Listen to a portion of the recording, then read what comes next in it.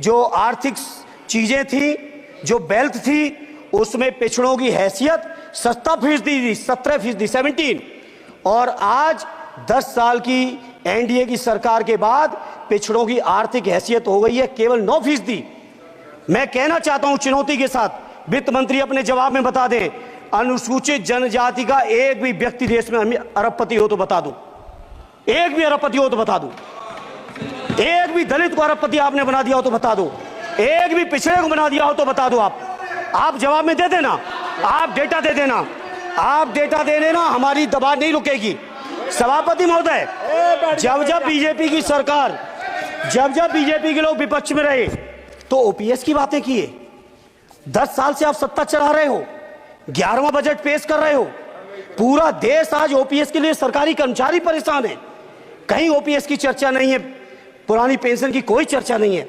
सभापति महोदय, पुरानी पेंशन तो पुरानी पेंशन, हम मांग करते हैं, बहुत बड़े राष्ट्रभक्त आप बनते हो, मैं मांग करता हूं देश के पैरामिलिट्री फोर्सेस को आप पुरानी पेंशन दीजिए, मैं मांग करता हूं। आप राष्ट्रभक्त हैं ना, सीमा पे जो सुरक्षा कर रहे हैं, जो शहादत झेल रहे हैं, मेरी मांग है कि आप उनकी ओपीएस दीजिए, वो आप ओपीएस नहीं दे पाओगे। इसी तरह से सभापति महोदय, देश के अंदर बहुत से ऐसे संविदा कर्मचारी, एक से एक बढ़िया फार्मूला, अब कानूनन मंडल आयोग लागू हो गया तो कैसे पिछड़े और दलितों को रोके, तो संविदा कर्मी की प्राइवेट कंपनी, प्राइवेट आपने आउटसोर्सिंग कर दी। आउटसोर्सिंग के कारण से देश के सारे दलित, सारे पिछड़े, सारे आदिवासी आपकी सेवाओं से बाहर हो गए, उनके पास कोई कानूनी हक नहीं। तो ये जो आरक्षण को खत्म करने के तरह तरह के जो आप लोग षड्यंत्र अपना रहे हो, इस षड्यंत्रों को देश का जनमानस पूरी तरह से जान भी चुका है, पहचान भी चुका है, और इसीलिए उत्तर प्रदेश से तो आपको कर ही दिया है बाहर, देश से भी बाहर जल्दी करेंगे और हमारे साथी मिलकर दूसरे प्रांतों से भी बाहर करेंगे। इसी तरह सभापति महोदय, हम मांग करते हैं, आप सोचिए उत्तर प्रदेश अकेले के अंदर, देश के हालात मुझे नहीं पता और बदतर होंगे, अकेले उत्तर प्रदेश में 1000 से ज्यादा शिक्षा मित्र आत्महत्या कर चुके। सभापति महोदय, कोई सरकार के कान पे जू नहीं लग रही है, किसान आत्महत्या कर रहे हैं, इन्हें कोई मतलब नहीं, अनुदेशकों को तनख्वाह नहीं मिल रही है समय से, कोई मतलब नहीं, आंगनबाड़ी महिलाएं परेशान हैं, इनको कोई मतलब नहीं। सभापति महोदय, आपकी आशा बहुएं, आपकी ये रसोईया महिलाएं, आपकी आंगनबाड़ी, पंचायत सहायक, रोजगार सेवक, मैं समझता हूं सभापति महोदय, यहां बैठे हर सदस्य के पास इनके क्षेत्रों का ये डेलीगेशन जरूर मिलता होगा और मांग करता होगा कि कम से कम हमारा मानदेय बढ़ाया जाए, हमें स्थायी किया जाए। सभापति महोदय, इसके लिए सभापति महोदय, मेरी पार्टी के किसी भी मेंबर से हम नंबर कम कर लेंगे, टाइम, मेरा टाइम बढ़ा दीजिए, बढ़ा दीजिए, कोई भी मेंबर हमारे लिए दे देंगे टाइम, हम लोग दे देंगे। इसलिए सभापति महोदय, इन सभी समस्याओं के लिए मैं आपसे कहना चाहता हूं कि इनका समाधान करिए, और नहीं समाधान करेंगे तो अभी तो बैसाखी पे बन गए, बिहार और आंध्रा को पैकेज देखे फिर देश में कितने राज्यों को पैकेज दे पाओगे। अरे वित्त मंत्री जी, उत्तर प्रदेश से आते हो, इतना भी हक नहीं कि पूरे बजट भाषण में एक बार उत्तर प्रदेश का नाम आ जाता। इतना अयोध्या से नफरत हो गई, अयोध्या से अवधेश जी क्या जीत गए, आप लोगों को इतनी नफरत हो गई कि एक भी उत्तर प्रदेश का एक बार भी नाम नहीं आया। सभापति महोदय, इसे मैं आज इस मौके पर सभापति महोदय, देश के गरीबों, किसानों, नौजवानों, व्यापारियों, बुनकरों, सभी की ओर से कहना चाहता हूं, ये बजट देश विरोधी बजट है। कुछ समस्याओं के लिए सभापति महोदय संवेदनशीलता के साथ मैं कहूंगा सरकार को विचार करना चाहिए। श्रद्धेय नेताजी जब रक्षा मंत्री थे, उन्होंने व्यवस्था दी थी कि देश के अंदर जो भी सैनिक शहीद हुए हैं उनको ससम्मान उनके घरों पे जाके राष्ट्रीय सम्मान के साथ उनकी अंत्येष्टि हो। मैं उन्हीं की परंपरा को आगे बढ़ाते हुए एक और मांग करता हूं सभापति महोदय, कि जो हमारे शहीद जिनकी अंत्येष्टि स्थल जहां कहीं भी बना हो, जिस भी परंपरा से बना हो,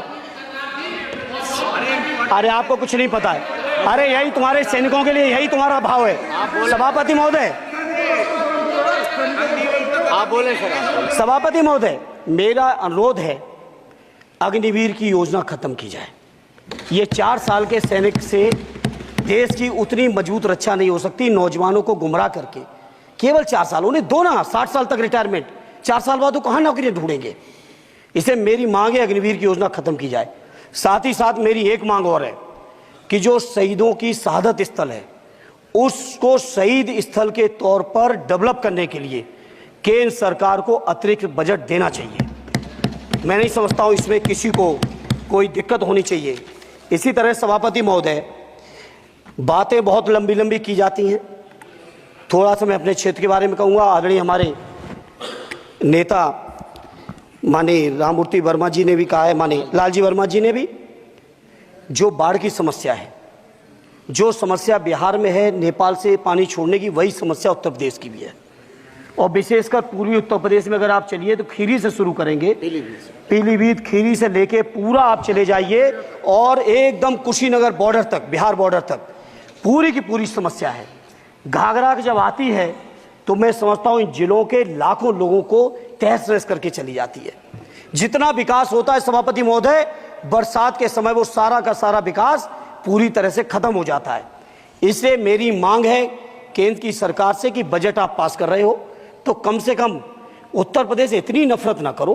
2 बार तो उत्तर प्रदेश की दम पे ही बैठे थे और तब भी ये वित्त मंत्री जी हंस रहे हैं, इनके यहाँ भी आता है, बाढ़ तो जाती होगी महाराज, बसता तो नहीं होगा, कुशीनगर बसता नहीं होगा, आपका मऊ बसता नहीं है, आजमगढ़ बसता नहीं, अम्बेडकर नगर बसता नहीं, बहराइच बसता नहीं, खीरी बसता नहीं, श्रावस्ती बसता नहीं, पीलीभीत बसता नहीं, बलिया बसता नहीं है, कुशीनगर बसता नहीं है, गोरखपुर बसता नहीं है।